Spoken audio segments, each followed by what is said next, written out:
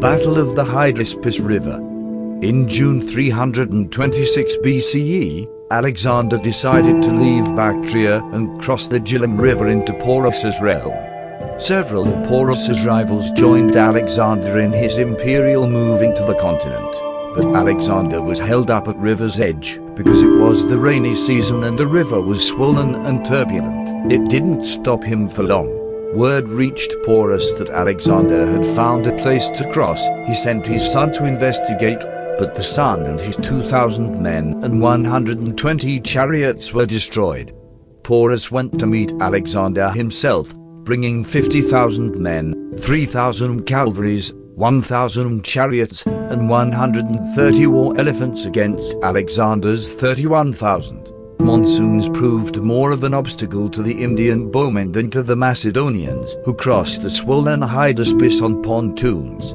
Alexander's troops gained the upper hand. Even the Indian elephants were said to have stampeded their own troops. According to the Greek reports, the wounded but unbowed King Porus surrendered to Alexander, who made him a satrap with control over his own kingdom. Alexander continued to advance into India, gaining regions controlled by 15 of Porus's rivals and 5,000 sizable cities and villages.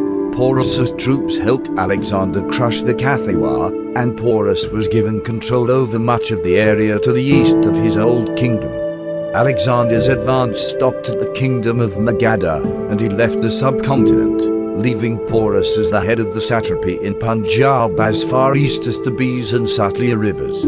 Porus and his rival Chandragupta led a revolt against the remnants of Greek rule, and Porus himself was assassinated between 321 and 315 BCE. Indian scholars such as Buddha Prakash have wondered if the story of Porus's loss and surrender might have been a more equal decision than the Greek sources would have us believe.